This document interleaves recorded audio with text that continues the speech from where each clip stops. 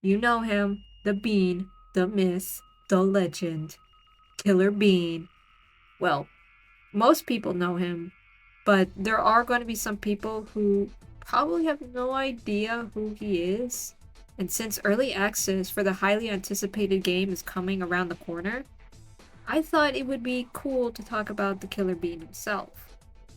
Now, I would go into the history of the character and how he was created, but I feel like there are plenty of videos that go into Killer Bean's history.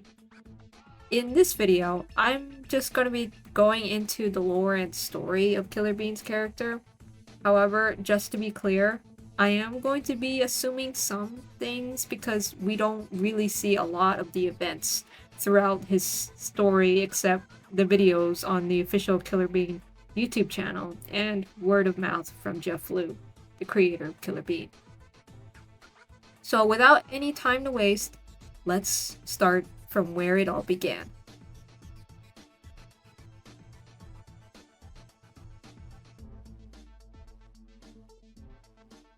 In the 1996 short, The Interrogation, we see Killer Bean's first introduction. Here we see Killer Bean tied to a chair and surrounded by other beans, who we can already assume are the bad beans. And the one thing I would like to add here is that I love the use of warm and cool colors with the characters. Killer Bean is red while the others are a mix of blue, green, and light gray. In this short, we can really see Killer Bean's personality that is a bit different from the movie, whistling to ignore his captor's question. Who are you?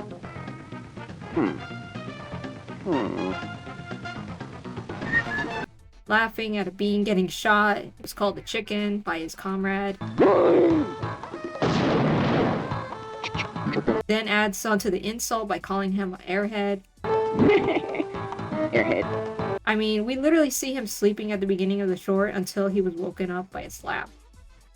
There was no prior mention as to why he was tied up, but we can assume Killer Bean was caught by these other beans. However, they didn't know who he was until this bean says this. No. Who are you? Bean. Jack Bean. So from what we know, Killer Bean's real name is Jack Bean. Yeah, pretty much everyone here is just Bean. He was referred to as the Killer Bean, and the blue bean just had a look of fear in his face, showing that Killer Bean is someone you shouldn't be messing with. Even Killer Bean knows this too, by pulling one of the most smuggiest faces of all time. After a couple of beatings, Killer Bean manages to obtain the bad bean's guns and instantly wipes them out.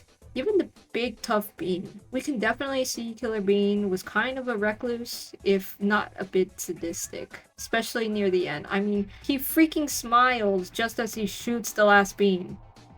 That is where this short ends. Killer Bean kills beans and lives another day. Now, I know what you're all thinking. Why do they look like jelly beans? I thought they were coffee beans. Well, that is because at the time, simple character designs was easier to animate for Jeff. But I would like to point to this video where Killer Bean himself mentioned about having a jelly bean face. Whatever that means. Makes it to number 5 because it was the very first kill I made in recorded history. Sometimes I get sentimental thinking about the good old days. Before I joined the Shadow Agency, I was so young and naive. And also red with purple lips. Yeah, okay, I do admit, I did look really dumb back then. But hey, don't judge. I was going through my jelly bean phase. I mean, we could easily chalk it up and say Jeff was improving his skills throughout the years, and yeah, he has. But it's also more fun to think some beans either started off as jelly beans and later formed into coffee beans, or they were coffee beans that sometimes had a jelly bean phase. Also, parts of this short has been referenced in the movie. If you have seen it, you know what I mean. For those who haven't, you'll have to wait. I'll get there.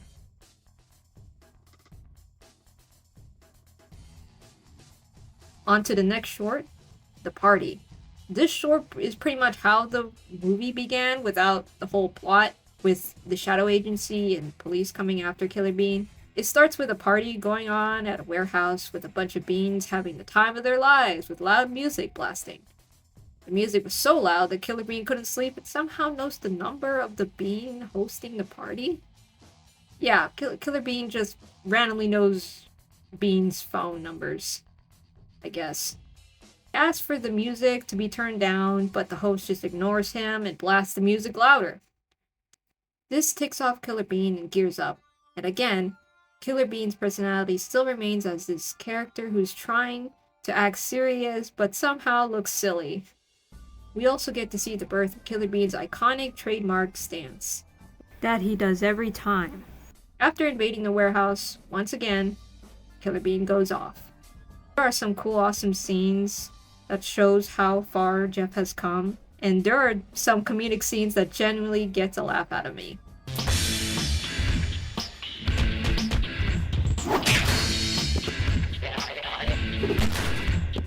Not as gremlin-like as Killer Beans, though.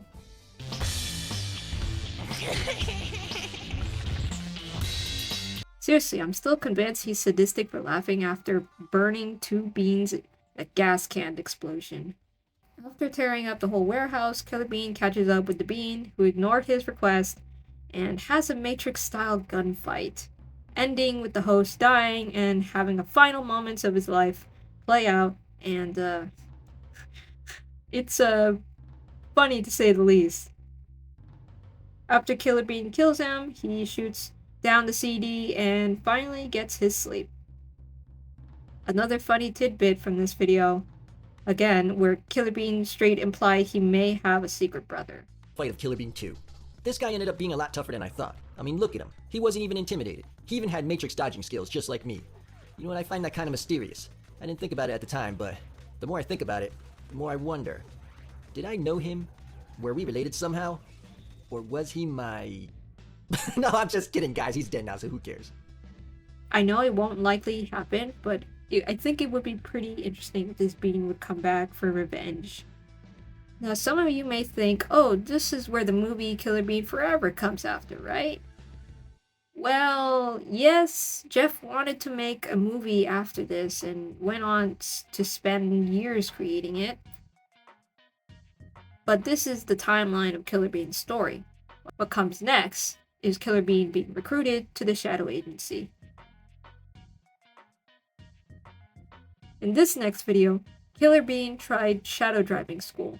We see Killer Bean's training, where we get to hear a mysterious voice talking to him.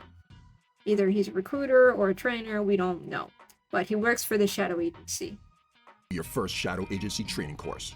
We know you have good driving skills, but do you have Shadow Bean level driving skills? This course is designed to get you there. You chose a nice car, Killer Bean. Killer Bean is put through tough driving obstacles with some funny banter with the mysterious voice. Again, Killer Bean's personality is still cocky and humorous as usual. Really fits my style. I can get used to this. Well, let's see if you can handle it. Show us what you got. No problem. I can drive with my eyes closed. Please don't ever do that. 3 laps as fast as you can, without touching a single cone. You call this a challenge? I do this in the parking lot of my local library. Finally. It only took like 5 hours. Why do I even have to learn this? When am I gonna start shooting things? You need to learn this because we expect you to get to a mission and return from a mission all by yourself. You think there's a Shadow Agency school bus to pick you up? Hey, you better check your attitude. You're lucky you're talking to me through the radio. If you were standing in front of me, you wouldn't feel so safe right now.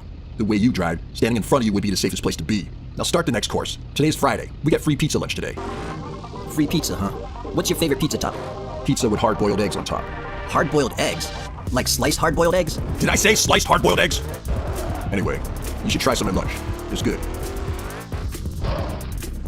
You wanna know what I like on my pizza? You wanna know what I like on my pizza? Hello? No! I'm surprised you survived that. This last challenge is the hardest. Only 50% of our recruits ever succeed. What happens to the other 50%? What do you think? Are you asking me? They die! You think this is some kind of game? We don't need beings who are just gonna die. Fair enough. Why am I doing this? To stand up against evil wherever it may be. To protect those who cannot protect themselves. To take out the trash in this world, one bullet at a time. Plus you get to keep this cool car. Okay.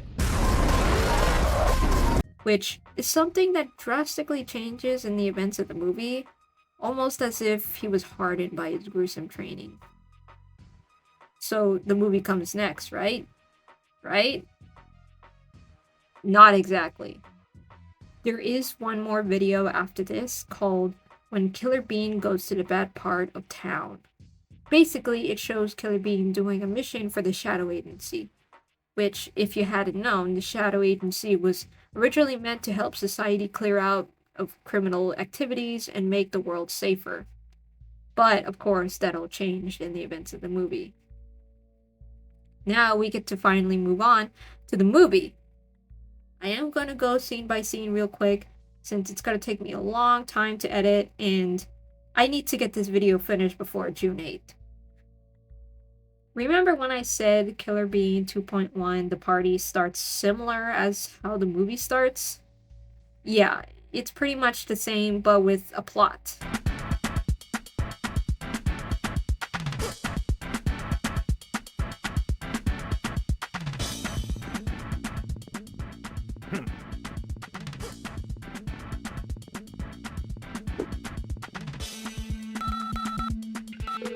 Hello? Yeah, you mind turning down that music? I'm trying to get some sleep. Turn down the music? Oh, sure, I'll turn down the music for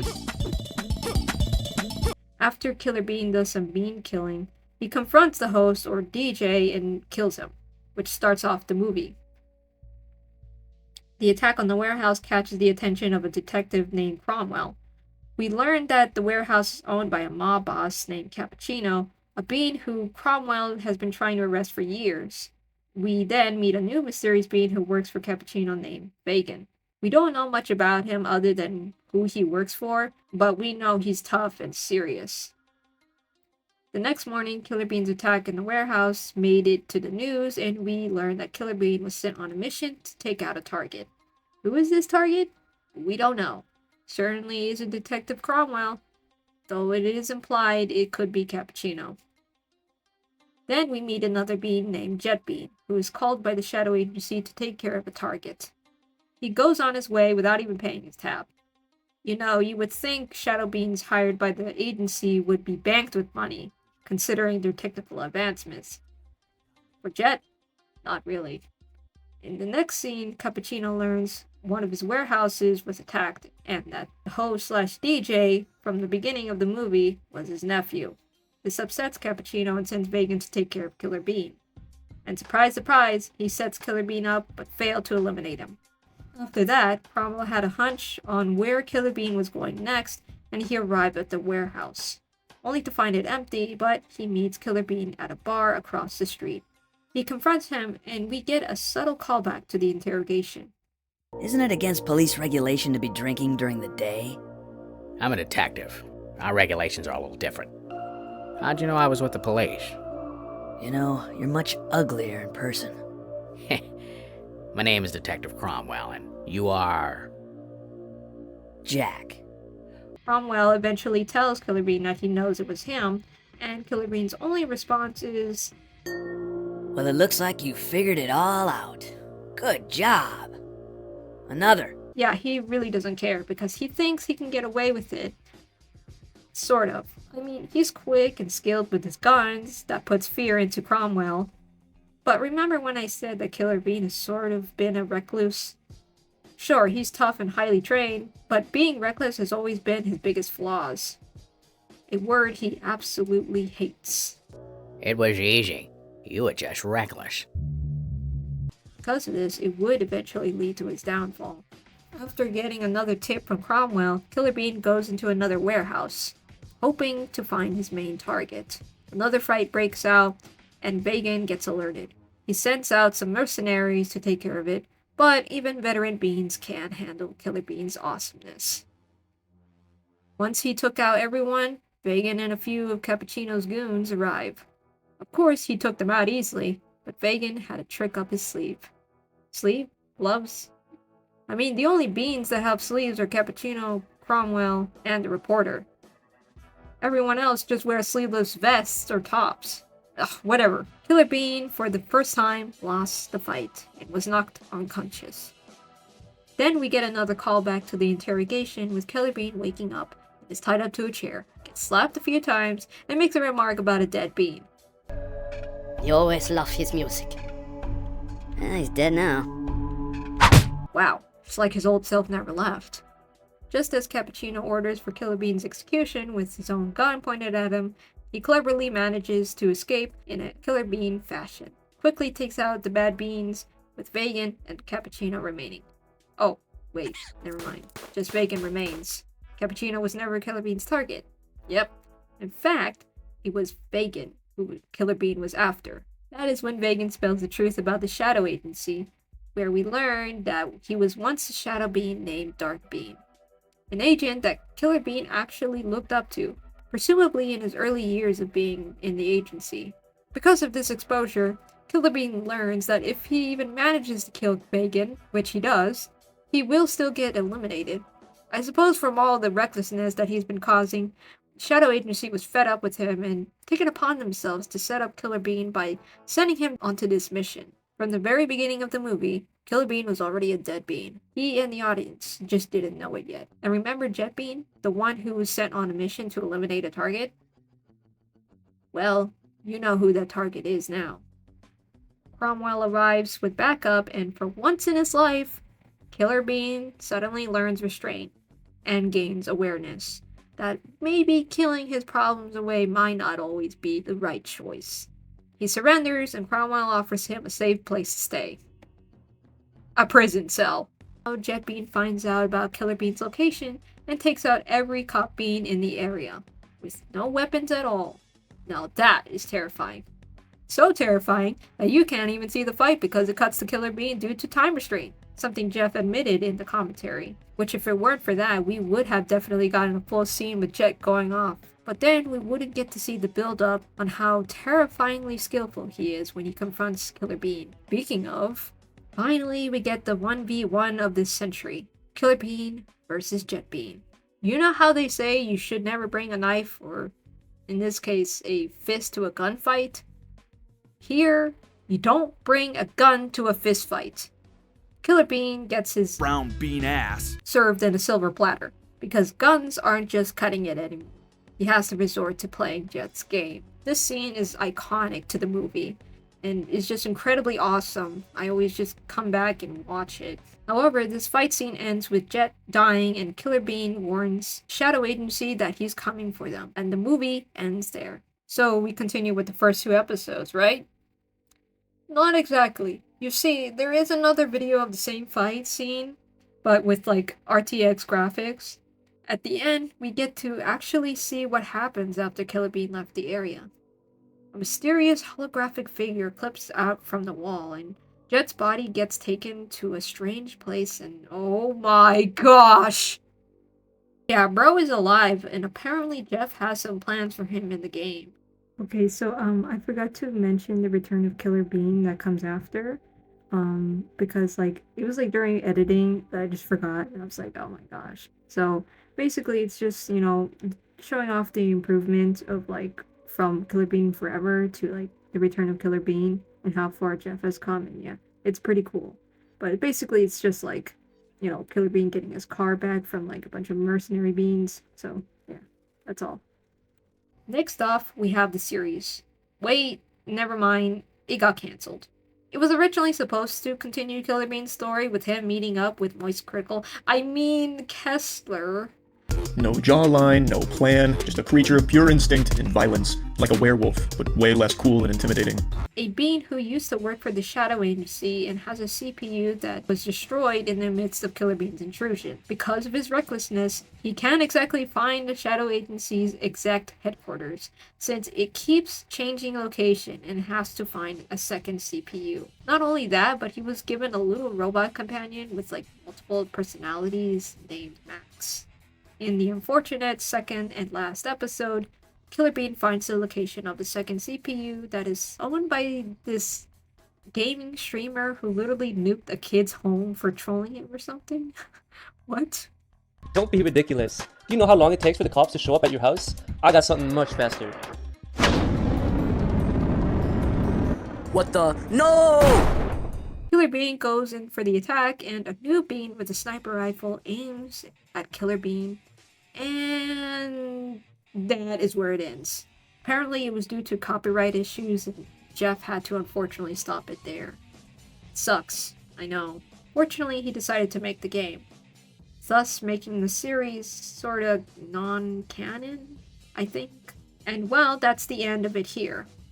The game's story follows after the movie, but it randomly generates campaigns that can change from your choices. But it will end with Killer Bean taking down the Shadow Agency once and for all. So that's where the Killer Bean story leaves off at, and I hope it leaves you guys knowing more about Killer Bean, and it'll get you more hyped for the upcoming game. I'm so excited and intrigued by this story, as silly as it is to have funny cartoon beans with guns shooting each other, to corrupt agencies and greed with cartoon beans with guns shooting each other. To think I've been a fan of Killer Bean since 2020. I was like in my later years of high school at the time. Now in 2026 we're getting a game. Although it's in early access, it's still something cool nonetheless. Jeff's dedication to this character and story is impeccable. It is inspiring to me and I am wishing him the best once the early access comes out.